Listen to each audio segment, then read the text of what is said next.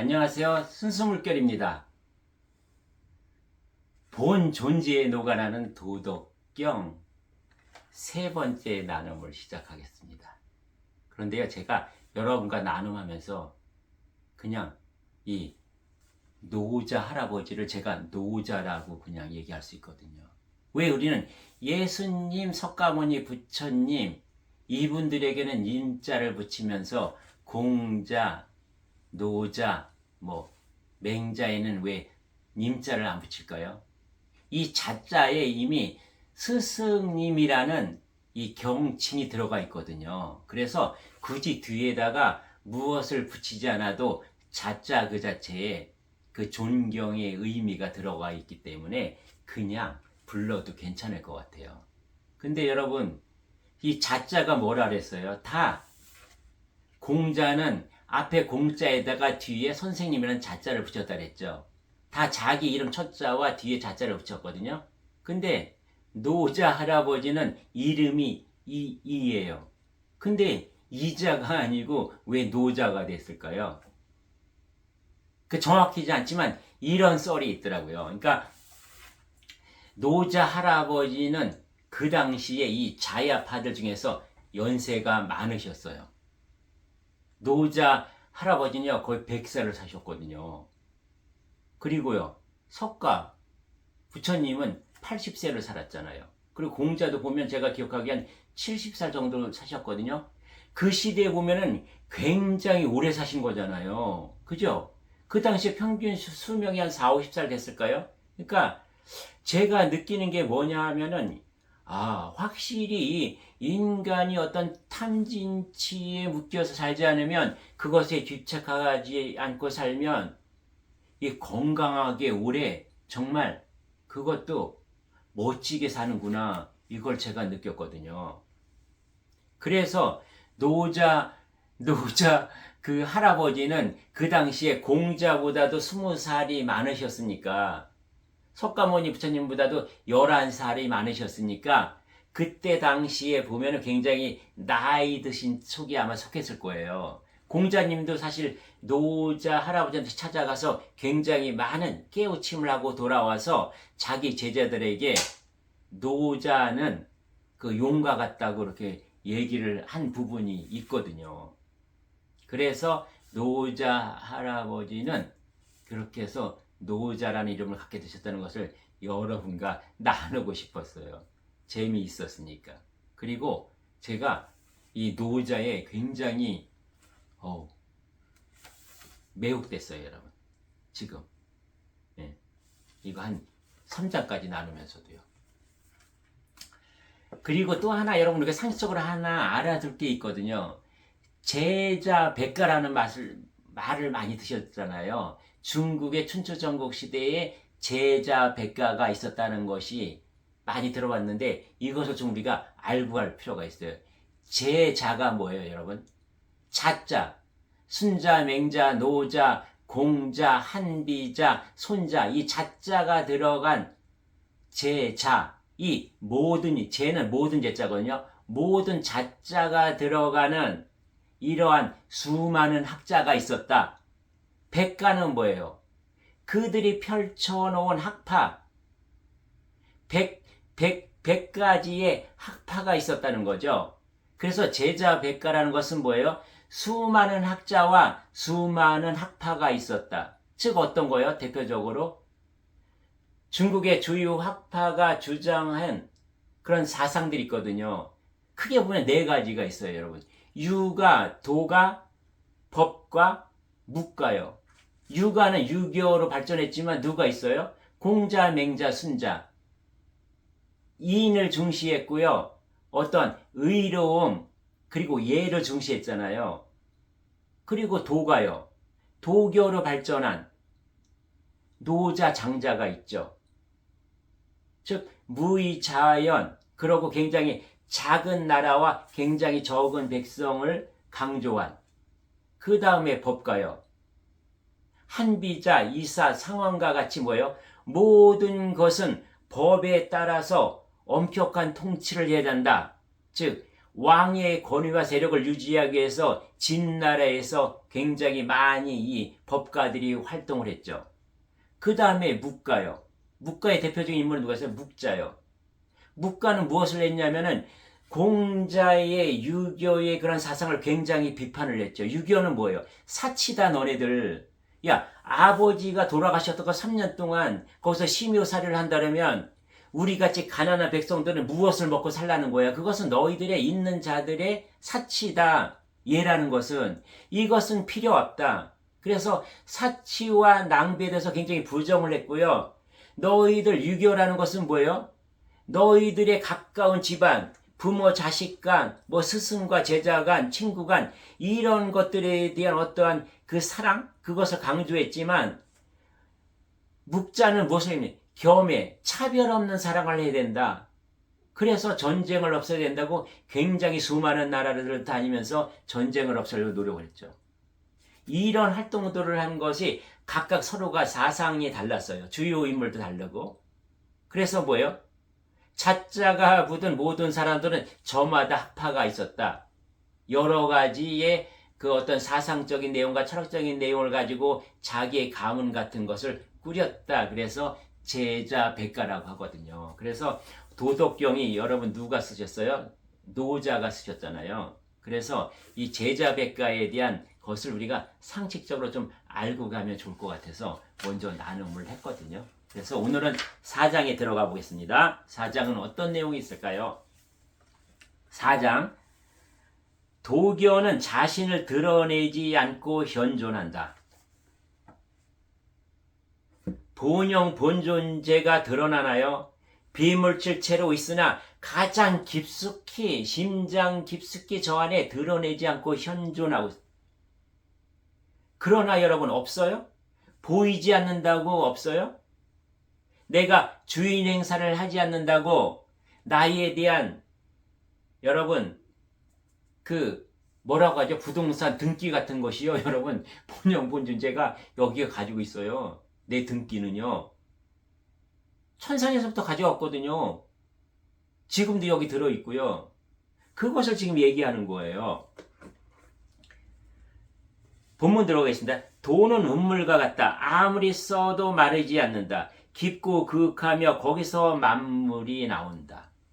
여러분 돈, 재물, 유형의 것들은 만물은 쓰면 없어지잖아요.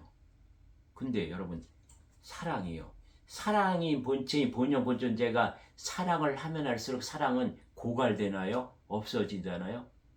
사랑은 하면 할수록 풍성해지고요. 하면 할수록 여기서 더 깨끗한 샘물이 올라와요. 운물과 같아요. 그러나 육훈과 육신이 어디서부터 나왔어요? 거기서 만물이 나온다는 거죠, 여러분. 나의 본영 본존재가 맑고 깨끗하면은요, 나의 생각도 긍정적인 것만 올라와요. 내가 세상적인 것에 매이지 않기 때문에 나의 삶이 평탄하고 물과 같이 흐를 수 있고요. 항상 밝은 빛이 비춰지니까 내가 우울하지 않아요. 항상 희망차요. 그 어떤 죽음도 두렵지 않아요. 왜요? 내가 죽어서 가야 할 아름다운 세상을 내가 알기 때문에. 그리고 내가 생각으로 막 애쓰고 열심히 노력하고 뭔가 축적하려고 하는 것보다 뭐예요? 나의 영감에서 올려지는 찰나적인 그 지혜와 통찰력이 훨씬 더 이 세상에 필요한 양식이 되며 죽어서 저 세상에서도 아주 나를 생명으로 인도할 젖줄이 된다는 거죠. 돈은 날카로움을 무디게 하고 엉킨 것을 풀어주며 자신을 드러내지 않으면서도 모든 것을 어울리게 조화롭게 어울리게 한다. 돈은요 어디에 들어있어요? 지금 나 인간인 나는 돈은요 여기 나의 본영 본존재에 들어있어요. 이것이 드러나면 어때요? 나의 육혼의 그 탐욕과 이기심으로 항상 날카로운 칼날처럼 세우고 있는 그것이요 없어져요. 그렇게 해야 할 이유가 없기 때문에. 그리고 나의 생각들이 얼마나 많은 것들을 엉키게 해요. 내가 바라고 원하는 것들이 내 손안에 내 환경이 펼쳐지지 않으니까 내가 얼마나 복잡하게 얽혀져요. 그리고 내가 버리고 싶은 것이 얼마나 많아요. 내가 상대하고 싶은 것이 얼마나 많아요. 그런 것들이 내 마음이 이루어지지 않기 때문에 그래서 내 머리가 복잡하고 엉킨 거잖아요. 그 엉킬 것이 아예 없다니까요. 나의 본영 본존재가 주체가 돼 살아가면. 그러고 굳이 드러내나요? 내가 내 잘남을 드러내나요? 나의 본영 본존재나 너의 본영 본존재나 똑같은 바탕이고 하나인 건데요. 뭘 똑같은 걸 가지고 뭘 드러내요? 그도 본영 본존재가 드러나면 내가 알고 있는 본영 본존재가 그냥 하나인 것이기 때문에 굳이 드러내지 않아도요. 너와 나는 하나라는 것을 알기 때문에 모든 것을 조화롭게 어울리게 해요, 여러분. 그 안을 알기 때문에 겉에 표면에 나타나는 것을 보지 않기 때문에 그가 혹시 성내고 욕심내고 이기심낸다 해도 원래 에고라는 놈은 육혼이라는 놈은 저러니까 누구나 가지고 있으니까 육신을 쓰고 사는 동안은 그렇게 그냥 이해하고 넘어가기 때문에 상대의 어떤 상황에서도 거의 다 내가 그것을 인정하고 수용하고 받아들일 수 있다는 거죠. 돈은 깊어서 잘 보이지 않는다. 하지만 항상 현존하고 있는 것 같다. 그죠? 잘 보이지 않지만 항상 나를 지켜보고 기다리고 있어요. 네가 육혼이 물러나기만을. 나는 이 도가 어디서 왔는지 모르지만 상지 하느님보다 앞서는 것은 분명한 듯하다. 예. 노자님은 이렇게 표현을 했지만 이 도가 어디서 왔는지 왜 모르겠어요. 그냥 인간들에게 친근하게 하기 위해서 이렇게 표현했다고 보거든요. 도는 어디서 왔어요? 근본이요. 하늘아버지가 뭐라고 그랬어요? 내 이름을 한마디로 한다고 하면 나는 도다라고 했거든요. 하늘아버지 자체가 도예요. 상지 하나님보다 앞서는 것은 분명한 듯다. 무엇을 앞서고 뒤서갈 것도 없죠. 그 자체가 하늘아버지니까. 이것이 도라는 거죠. 5장 들어가겠습니다.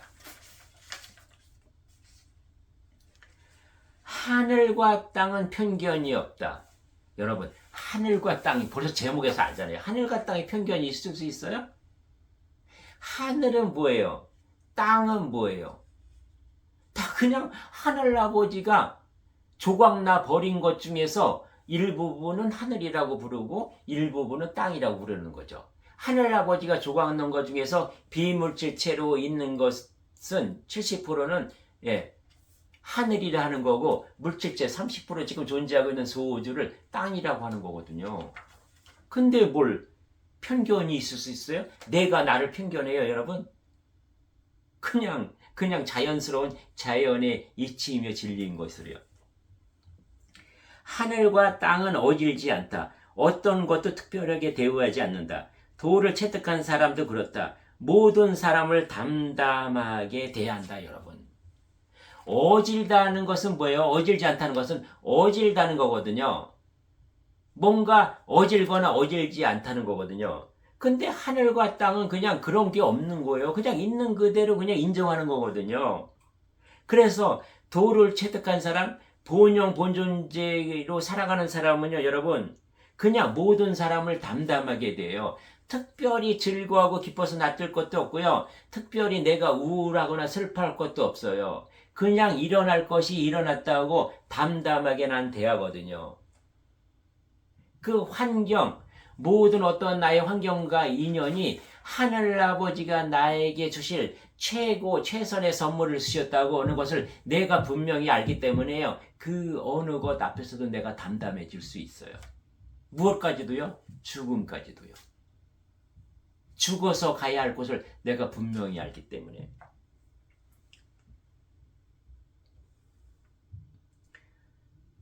하늘과 땅 사이는 풀무 같다. 속이 비었으면서도 생성이 멈추지 않고 움직이면 움직일수록 더 많이 나온다. 하늘과 땅 사이에는 풀무 같다. 풀무는 뭐예요, 여러분? 우리가 아궁이에 모닥불에 불이 붙여지지 않을 때 풍물을 돌려서 바람을 넣어줘서 그것이 불이 잘 타게 하잖아요. 하늘과 땅 사이는 무엇 같다? 이것과 같다는 거죠. 여러분, 하늘과 땅 사이에는 무엇이 있어요? 공기가 있잖아요, 여러분. 공기가 비어 있나요? 하늘과 땅 사이에는 공기가 있는 거예요. 아무것도 없는 같은 그 공에 기운이 꽉 차 있는 거거든요. 빈 것 같지만 꽉 차 있는 거예요. 기운으로, 그 에너지로. 이 에너지가 무엇을 해요? 하늘과 땅 모든 것을 생성하게 하고 이 미완성된 대우주를 완전시키는 거고요. 완성시키는 거고 불완전한 대우주 대자연을 완전으로 가게 하는 그런 에너지가 늘 생성하고 멈추지 않는 거예요. 그래서 이런 에너지는 어떻게 생성돼요? 나의 본영 본존지의 하늘아버지가 일통이 돼서 같이 움직일 때 이 긍정의 에너지는 기운은 더 많이 생성된다는 거죠. 반대로요, 여러분. 나의 인간인 가짜나인 허상인 이 육혼의 생각과 감정, 육신의 본능으로만 살아가면 이 에너지는 생성되는 걸까요? 죽이는 걸까요? 이것은 부정의 기운, 부정의 에너지를 생성하기 때문에 이 하늘과 땅 사이에서 풀무 역할을 하는 것이 아니라 마치 장작불에다가 물을 끼얹는 같은 역할을 한다는 거죠. 그러니 여러분, 내가 죽어서 요한계시록으로 나왔지만 이렇게 사는 자는 산자 대열의 그 명단에 기록될 수 있을까요? 여러분이 하늘 아버지라면은 잘 타는 불에 물을 끼얹는 그런 존재를 그냥 놔두실까요? 안 놔두실까요? 여러분의 판단에 맡기겠습니다. 말이 많으면 생명력이 빨리 소진한다. 그러니 비어있는 근원에 머물러 고요히 침묵하도록 하라. 여러분, 우리나라 속담에 무엇이 있어요? 말이 많으면 생명력이 빨리 소진한다. 빈수레가 요란하잖아요, 여러분. 우리가 잘 보세요, 주변에서. 속에 꽉 차 있는 사람들이 말이 많은가요? 뭔가 속이 허한 사람들이 말이 많고요. 굉장히 화려하잖아요. 그럴듯하잖아요. 그래서 사람들을 한순식간에 끌어모으죠. 그러나 이들은 시간이 지날수록 어때요? 그 밑바탕이 드러나면서 결국은 하나둘 또 떨어지기 시작하잖아요. 여러분, 어떤 것에 대해서 비판 잘하고 평론 잘하고 이런 분들을 직접 어떤 작가가 되거나 창조자가 될 수 있나요? 이들한테 한번 맡겨봐요, 여러분. 우리가 이 사회에서도 많이 보잖아요. 굉장히 남의 얘기 잘하고 비평하고 논설하고 비판하고 잘했다 못했다 판단하고 심판하는 자들한테 여러분, 정치 맡겼을 때 그들이 잘했나요? 잘할 것 같았죠. 가장 못하잖아요. 오히려 부정부패도 심하고 편견도 심하고 편애도 심하고요. 그러나 비어있는 그늘에 머물러 고요히 침묵하도록 하라 했잖아요. 그런 세상의 권력, 명예, 재물, 인기, 재주 이러한 것들은 꺼져가는 거품이다. 너는 안으로 너희 근원인 본영 본존재에 머물러서 고요히 침묵하면서 이것을 알차게 알곡으로 만들어라. 쭉정이가 되지 말아라. 너의 본영 본존재가 알곡으로 꽉 차서 익었을 때만 하늘아버지는 추수 때가 되면 너의 알곡을 귀히 쓰실 것이다. 네가 인생을 사는 동안 너의 본영 본존재를 쭉정이로 만든다 하면 하늘아버지는 추수할 때 가을이 됐을 때 그것은 다시 세상의 거름으로 쓰여지거나 아니면 사랑방 아궁이에 불쏘시개로 쓰일 수밖에 없다는 거죠.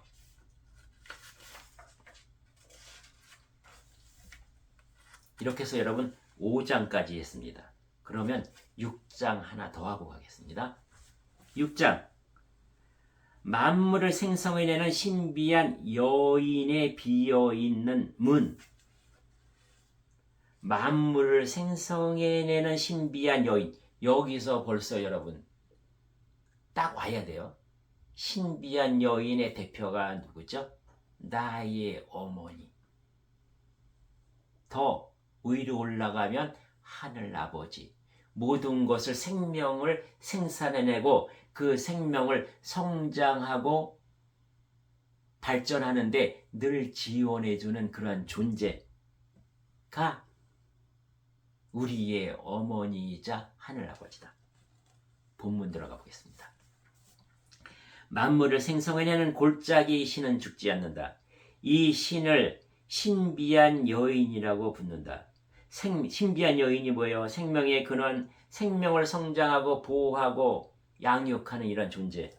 신비한 여인에 비어있는 문에서 세상 만물이 나온다. 이 문에서 끊이지 않고 만물이 나온다. 우리의 어머니를 들여다볼 거예요, 여러분. 육신의 어머니도요, 나에게 주시는 사랑 속에 어떤 대가가 있었나요? 끊임없이 문이 열려있는 문. 그것에서 끊임없이 무한히 나에게 쏟아붓는 그 사랑, 그 관심. 이것에서 생명이 나왔잖아요, 여러분. 거기서 내가 살아가야 하심을 우리는 인생을 살면서 얻었죠. 그리고 내가 힘들고 어려울 때마다 그 어머니 사랑의 그 언덕에 내가 기대어 살았잖아요, 여러분. 나라는 존재, 나라는 영혼백의 이 존재라는 것은 어디서 출발됐어요? 하늘아버지가 조각나서 와 있는 존재. 지금도 우리는 무엇으로 살아야 돼요? 에덴 동산에서 선악과를 따먹는 그 엉뚱한 그 에너지에 내가 젖줄을 대야 되나요? 생명나무 하늘아버지 나를 있게 한 그 생명의 근원인 하늘아버지 사랑과 진리와 그 품에 안겨서 내가 그 젖줄을 빨고 인생을 살아야 하나요? 어떤 것이어야 할까요, 여러분? 신비한 여인은 눈에 보이지 않지만 낳고 또 낳는 것을 보면 있는 것이 분명하다. 그는 낳고 또 나오면서도 영원히 피곤할 줄을 모른다. 우리의 부모님 사랑이 우리한테 그렇게 쏟아부으면서도 피곤하다고 말씀하신 적이 있나요? 이제 내가 너한테 요만큼의 사랑을 주었으니까 이제 끝이야. 이제 그만둘게라고 말씀하신 적이 있나요? 우리의 부모님은요, 마지막 숨이 꼴깍 넘어가는 순간에도 너가 나를 염려하고 걱정할까봐 가슴 아파하시면서 마지막 숨을 거두어 가신 분들이, 그런 존재들이 나의 어머니, 아버지였다는 거죠. 육신의 부모조차도 이런데, 사랑의 근원인 하늘 아버지의 존재는 어때요, 여러분? 자신을 박살내서 조각내서 천지 창조를 만들었고 인간을 만들었는데도 지금 인간의 살아가는 모습이 하늘아버지를 중심에서 사나요? 하늘아버지에 대치되는 부정의 물질 에너지를 쫓아가면서 그 우두머리 사탄이라고 호칭하는 그 존재의 어떤 물질적인 것을 쫓아가면서 야욕망과 탐욕대로 물질을 쫓아가고 사는 이 존재들을 보면서도 하늘아버지는 뭐예요? 끊임없이 사랑을 주시잖아요. 너희가 나를 향하는 그 희로라기 많은 그런 마음이 있으면 나는 너를 죽은 자, 죽을 자 대열에서 벗어나 산자, 살자 대열에 이름을 받고 올리겠다고 하늘아버지는 늘 기다리고 계시잖아요. 그렇게 우리의 생명을 낳고 또 나오면서도 하늘아버지는 피곤해 하셔요? 아니에요. 대우주가 완성해질 때까지, 대자연이 완전해질 때까지, 그때까지 우리를 기다리고 계신다니까요. 단지 여러분에게 말씀드릴 것은 2025년 정리정화 시대가 들어서서는 하늘아버지도 시간이 없으시다는 거예요. 선천시대는 무한정 기다리고 믿어줬지만 이제는 아니다. 정리정화 시대에는 정리해야 돼서 정리해서 쓰레기 봉투에 담을 것과 그 다음에 그대로 너를 살려서 행여 조금이라도 잘못된 부분이 있으면 그것을 보완 수정해서 하늘아버지는 쓰려고 하신다. 그것이 살자 대열에 너를 포함시킬 것이라는 거죠, 여러분. 이것 우리 명심하고요, 여러분. 2025년 오늘 새해 벽두니까요, 여러분. 새해 초니까 나머지 360 며칠을 우리 하늘아버지와 손잡고 같이 대우주 대자연을 완성시키는 그러한 대작업에 참여하는 자, 동참하는 자가 되도록 우리 한번 부은영부은 존재를 깨우고 일으키고 활동할 수 있도록 한번 해보는 그런 2025년 을사년이 되었으면 좋겠습니다. 네, 여러분 오늘 나눔은 여기서 마치고요. 내일 또 뵙겠습니다. 예, 감사합니다.